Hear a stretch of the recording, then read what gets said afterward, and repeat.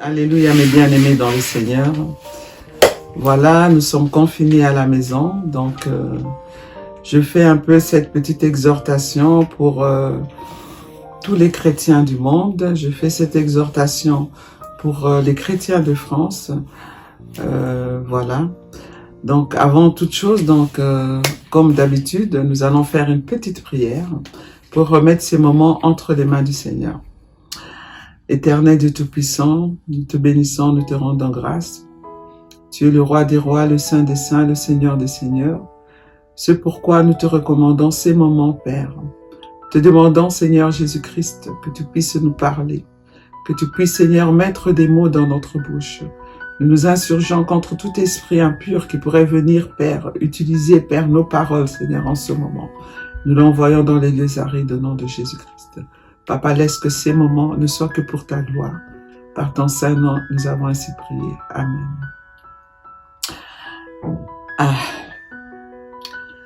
Je voulais lire un verset biblique pour commencer, pour expliquer un peu le pourquoi, en tant que chrétiens, nous avons respecté ce que demandent les autorités, surtout ici en France. Je sais que cette décision a été aussi élargie dans d'autres pays, par exemple en République démocratique du Congo, d'où je suis originaire. Mais bon, concrètement, je ne sais pas comment ça va se passer là-bas. Ici en France, je vois simplement que les gens essayent plus ou moins de respecter, parce qu'il faut savoir quand même que l'épidémie qui sévit, surtout ici en Île-de-France, parce qu'elle est vraiment ciblée. Donc l'Île-de-France, vraiment, elle est touchée plus que les autres régions de France. Donc, nous allons lire un verset biblique, excusez-moi, qui nous parle du respect des autorités et des lois qui découlent des gouvernements. Romains 13. Que chacun se soumette aux autorités qui nous gouvernent, car toute autorité vient de Dieu, et celles qui existent ont été établies par Dieu.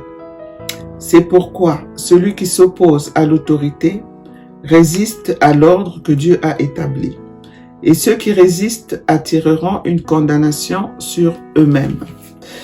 La Bible, elle est très claire, mes bien-aimés. Ce verset, il veut simplement dire que chrétiens ou pas, nous devons nous soumettre aux autorités qui nous gouvernent. Si nous désobéissons à l'autorité qui nous gouverne, indirectement, nous désobéissons à Dieu parce que c'est Dieu qui a établi ces autorités. Donc, quand on dit non, nous sommes chrétiens, nous ne pouvons pas rester confinés, nous sommes chrétiens, nous devons quand même sortir, nous devons faire des actions. Mais bien aimé, j'ai envie de te dire que tu n'es pas au courant de la réalité, tu n'as pas été visiter les hôpitaux. Tous les jours sur nos smartphones, on nous montre des images d'hôpitaux, on nous montre des images de cercueils en Italie. Donc pour dire que, mes bien-aimés, que le temps, on a l'impression que le temps s'est arrêté. Le temps ne s'est pas arrêté. La vie, elle continue. Mais nous vivons des moments difficiles. Nous vivons des moments de souffrance. Et nous devons aussi permettre que les gouvernements, ceux qui nous gouvernent, ceux qui nous dirigent, qu'ils puissent mettre en place tranquillement, facilement. Nous devons leur faciliter la tâche en fait. Voilà, nous devons les respecter, nous devons les faciliter la tâche. Il y a des cas dans la Bible où on a vu des chrétiens refuser des lois, où on a vu des gens de Dieu refuser des lois. Pourquoi? Parce que c'était contraire à leur croyance, parce que c'était contraire à la loi de Dieu. Ils ne pouvaient pas accepter cela. Mais dans ce cas-ci, il n'y a rien qui prouve que le fait de rester chez soi, c'est contraire à ce que Dieu demande. Restons chez nous, mes bien-aimés, pratiquons les règles d'hygiène, faisons tout ce que les gouvernements nous demandent si nous voulons un jour que nous puissions revivre normalement. Meshach, Shadrach, Abednego, ils avaient refusé de se prosterner devant une statue en or qu'avait fabriqué le roi Nabucodonosor. C'était normal. Parce qu'en se prosternant, parce que Dieu, il n'aime pas ça. Est-ce que les lois que les gouvernements ont prises, est-ce qu'ils sont contraires au respect de Jésus? Est-ce qu'ils sont contraires à la volonté de Dieu? Je ne crois pas, mes bien-aimés. C'est pour ça que je vous invite à respecter ce que les gouvernements demandent ici en France et partout dans le monde. Deuxièmement, mes bien-aimés, vous savez, nous, on vit toujours comme si la mort n'existait pas. On vit toujours comme si il fallait toujours quelque chose de nouveau, il fallait toujours quelque chose, rajouter toujours quelque chose de nouveau dans notre vie. Nous voyons, mes bien-aimés, il y a les nouvelles technologies. On fait plein de choses. Quand on regarde lorsque nous sommes nés et actuellement, il n'y a plus rien de semblable, plus rien de similaire. Beaucoup de choses ont changé, mes bien-aimés. L'homme réfléchit toujours à qu'est-ce que je peux faire pour que je sois plus à l'aise? Qu'est-ce que je peux faire pour que les choses aillent convenablement, pour que je me sente bien? On parle de développement, mes bien-aimés. Mais laisse-moi te dire que les pensées de Dieu, tes pensées ne sont pas les pensées de Dieu. Tes voix ne sont pas les voix de Dieu. Dieu, il est au-dessus de tout, mes bien-aimés. Lorsque nous faisons des choses, mes bien-aimés, nous oublions souvent que c'est Dieu qui a créé le monde. Et moi, je pense sincèrement, même si Dieu ne m'a pas révélé personnellement, je pense sincèrement que Dieu essaye de nous interpeller d'une façon ou d'une autre, mon bien-aimé. Dans la Bible, mes bien-aimés, lorsqu'on regarde dans le livre d'Exode, Dieu avait essayé d'interpeller de n'importe quelle manière le Pharaon afin qu'il libère son peuple, afin qu'il laisse partir son peuple. Mais le Pharaon s'était endurci. Mais quand on regarde les fléaux, quand on regarde les plaies que Dieu avait envoyées, donc de la première plaie, c'est-à-dire qu'il avait changé l'eau en sang, à la dernière plaie qui a été donc de tuer donc tous les premiers-nés d'Égypte. Mais bien aimé, Dieu s'était toujours arrangé pour parler d'une certaine manière à Moïse. Dieu ne faisait rien sans que Moïse soit au courant de ce qu'il allait faire. J'ai la foi qu'il y a des prophètes à qui Dieu a parlé. J'ai la foi qu'il y a des gens à qui Dieu s'est révélé par rapport au coronavirus. Mais mes bien-aimés, laisse-moi te dire que nous sommes dans un cas où les gens, à cause de ça, ils abusent. Quand il y en a qui parlent et disent que Dieu m'a parlé, si Dieu ne t'a pas parlé, mon bien-aimé, ne dis rien, ne fais rien, calme-toi. Parce que Dieu n'aime pas lorsque nous venons mentir en son nom. Nous lisons dans le livre de Ézéchiel, Ézéchiel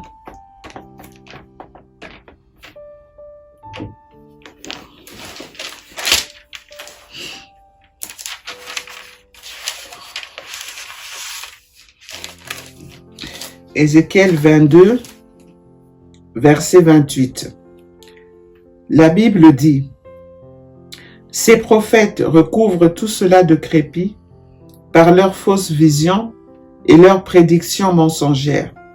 Ils affirment: Voici ce que dit le Seigneur l'Éternel, alors que l'Éternel n'a pas parlé. » Amen. Là, l'Éternel est en train de dire qu'il y a des faux prophètes, surtout quand il y a des tribulations, surtout quand il y a des épidémies, surtout quand il y a la souffrance, surtout quand il y a la désolation. Il y a toujours des prophètes qui se lèvent.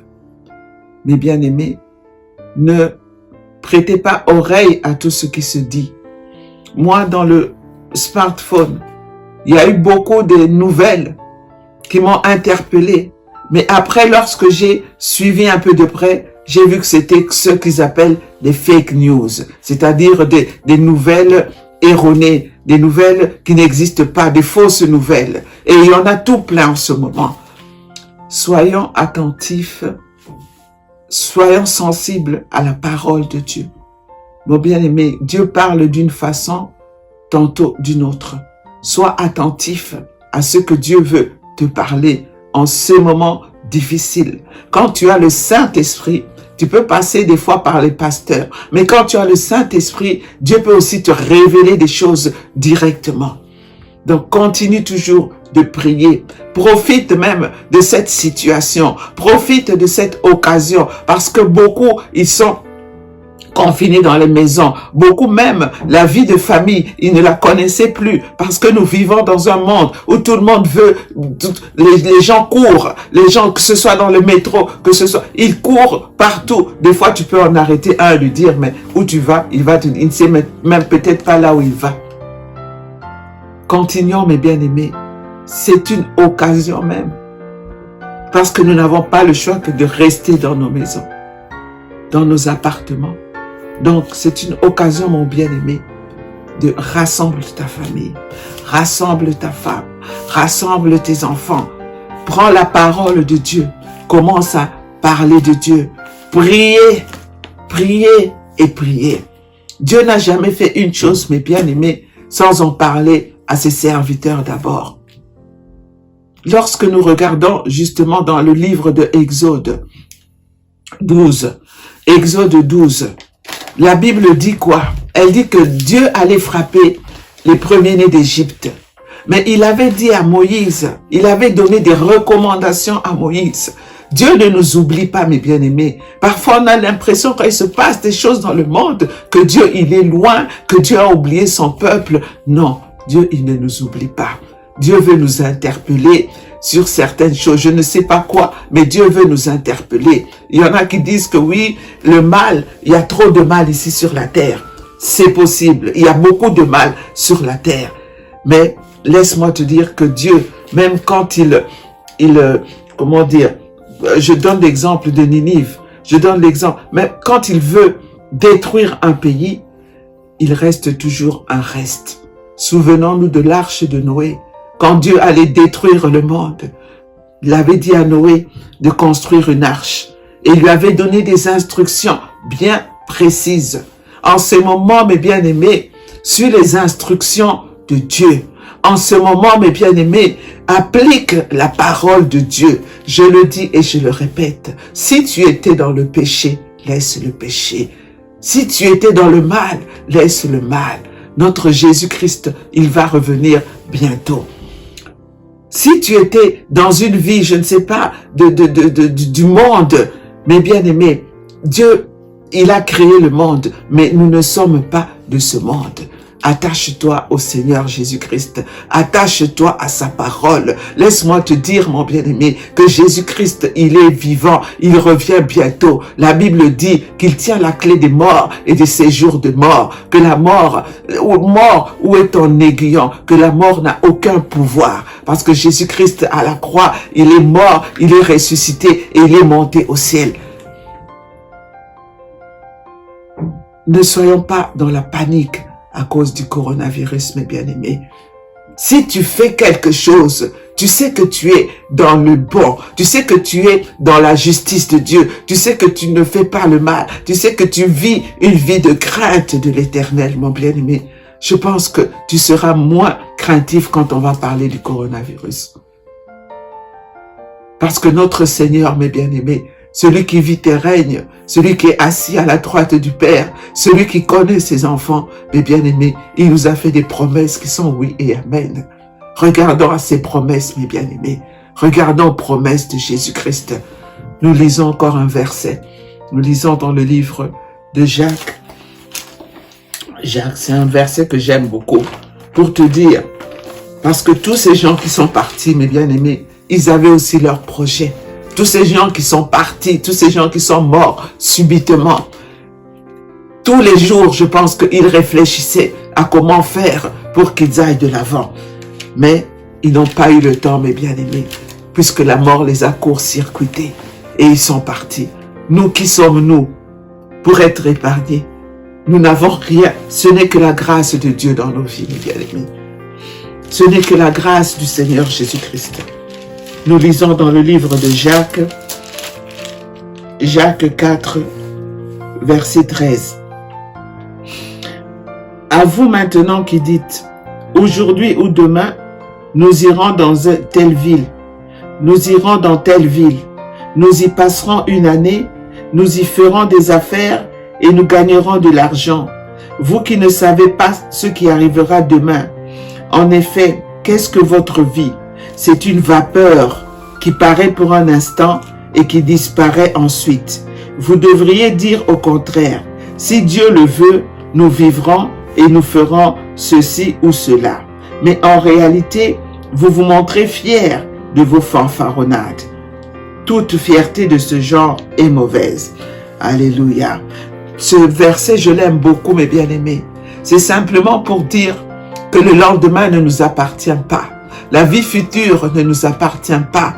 Elle appartient à notre Créateur. Celui qui a voulu que nous venions ici sur terre. Celui qui nous a créés. Celui qui, à partir de la poussière, a pu nous créer. Il appartient à notre Dieu. La Bible nous dit que nous ne pouvons pas faire des projets sans inclure le Seigneur Jésus-Christ. Nous avons des projets tout le temps. À vous qui dites, nous irons dans telle ville. À vous qui dites, nous allons faire ceci. Nous allons penser cela pour avoir beaucoup plus d'argent. Nous allons faire ceci, construire une belle maison. Mes bien-aimés, tous ceux qui avaient tout cela, mes bien-aimés, ce n'était pas mauvais.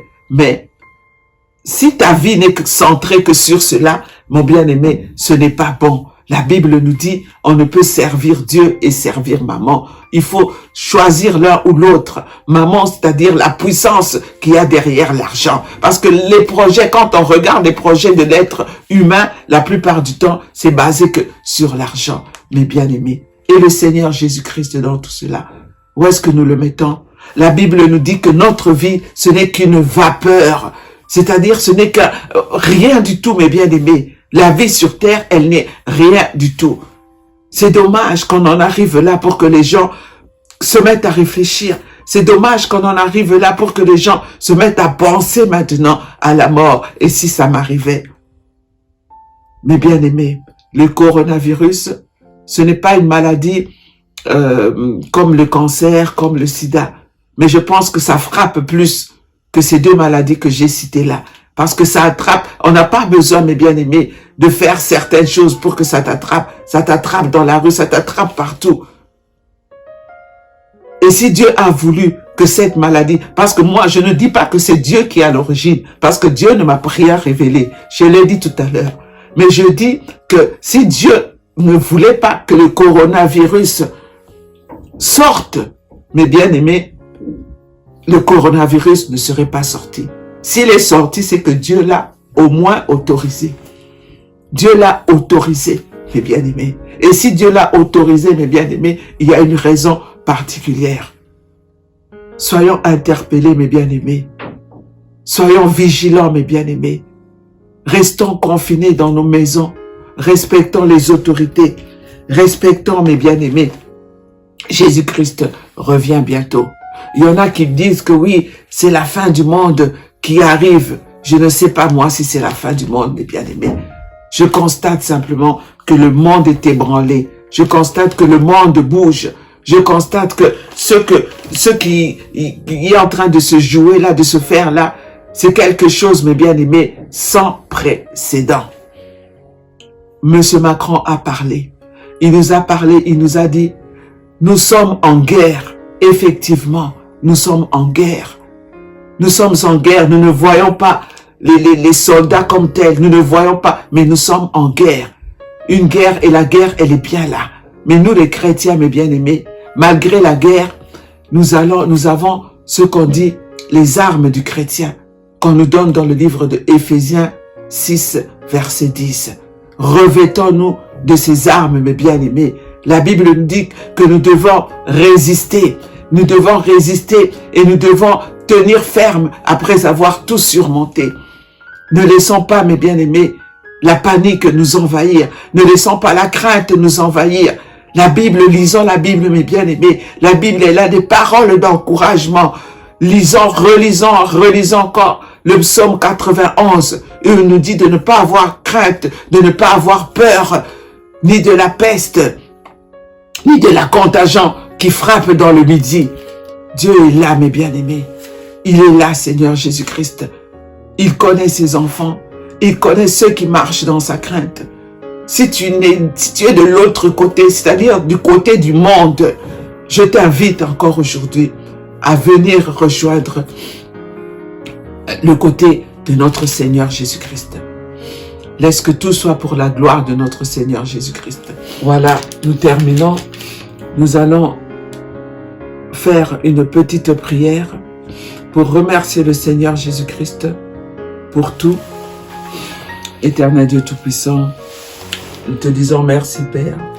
Merci Seigneur Jésus-Christ, parce que tu es bon, parce que tu es merveilleux. Merci à toi l'alpha, à toi l'oméga, à toi le premier, à toi le dernier.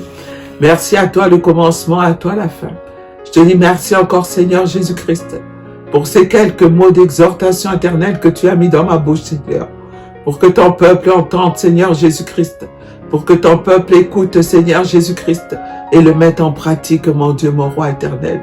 Parce que c'est bien Père que nous puissions lire ta parole, mais c'est encore mieux Père lorsque nous la mettons en pratique. Père, je remets entre tes saintes mains, Père, tous les chrétiens du monde entier, Papa. Je demande de les protéger encore, que ton sang précieux verse à la croix de Golgotha, de même que lorsque Moïse, Seigneur, avait mis, Seigneur Père, le sang de l'agneau sur les portes des linteaux des enfants d'Israël, les linteaux des portes des enfants d'Israël.